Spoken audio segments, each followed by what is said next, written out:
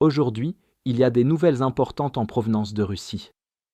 Ici, le programme spatial russe connaît un point mort historique, avec son alternative tant promise à Starlink qui n'avance pas et s'est pratiquement arrêté. Ce qui devait connecter et moderniser l'armée russe s'est transformé en retard, en manque de financement et en lancement manqué, laissant les forces aveugles, déconnectées et structurellement coupées de la guerre moderne centrée sur les réseaux. La tentative de la Russie de développer une alternative nationale à l'Internet par satellite de type Starlink est de plus en plus freinée par des difficultés structurelles et financières, ce qui soulève des doutes sur sa viabilité. Le projet s'articule autour d'une constellation de satellites à large bande en orbite basse, développée par la société privée Bureau 1440 en coopération avec la société d'État Roscosmos. L'initiative est officiellement intégrée au projet national Cosmos, approuvé par le président Vladimir Poutine, et prévoit le déploiement de 365 satellites en orbite basse pour fournir une couverture Internet à haut débit à travers la Fédération de Russie. En pratique, cependant, les satellites en orbite basse ne restent pas fixes au-dessus du territoire national, mais traversent continuellement le globe selon des trajectoires orbitales. Par conséquent, une constellation conçue pour couvrir uniquement la Russie offrirait simultanément une connectivité sur de vastes portions de l'Ukraine, de l'Europe et d'autres régions où des opérations militaires ou hybrides russes sont susceptibles d'avoir lieu. Cela permet de présenter le programme comme étant principalement destiné à un usage domestique, tout en posant en réalité les bases techniques pour des capacités de communication militaire plus larges et expéditionnaires. Le lancement des 16 premiers satellites, initialement prévu pour la fin de 2025, n'a pas encore eu lieu.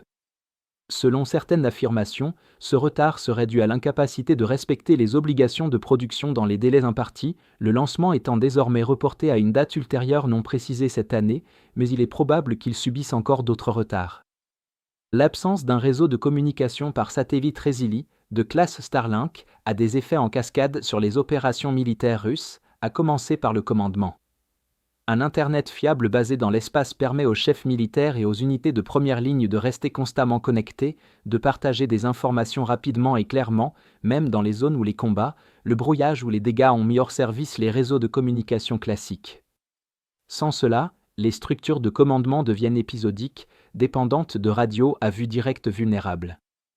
Cela ralentit le rythme, freine la prise de décision et augmente la probabilité que des ordres obsolètes parviennent aux unités de première ligne.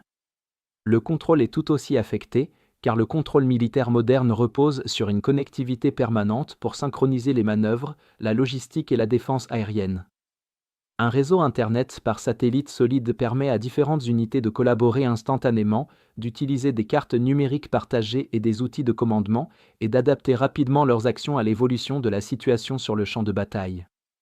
En son absence, le contrôle devient fragmenté, ce qui oblige les unités à opérer de manière semi-indépendante ou sans ordre, ce qui, historiquement, n'a pas bien fonctionné dans la culture militaire russe, très centralisée et hiérarchisée.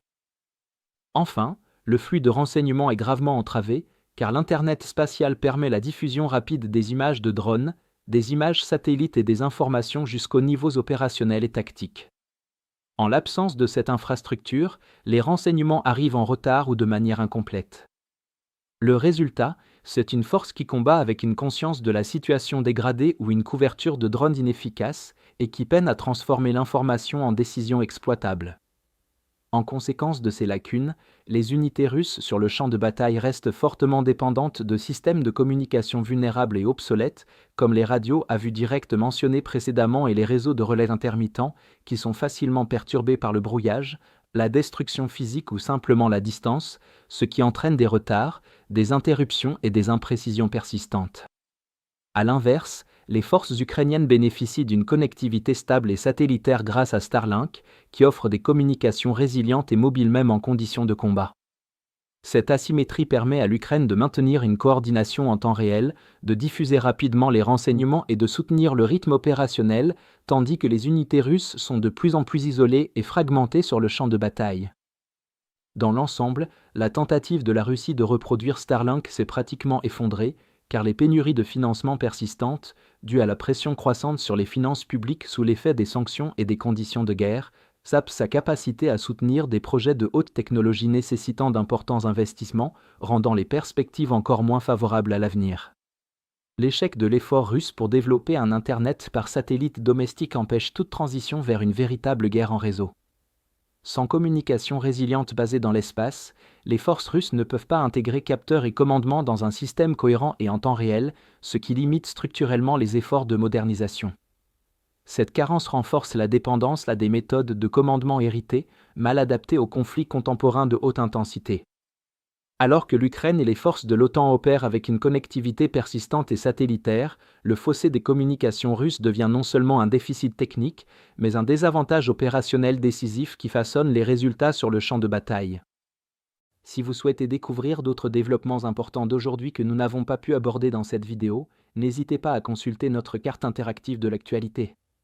Le lien vers notre carte interactive se trouve dans la description ci-dessous. Merci d'avoir regardé cette mise à jour, et un merci tout particulier à tous ceux qui suivent déjà notre carte interactive.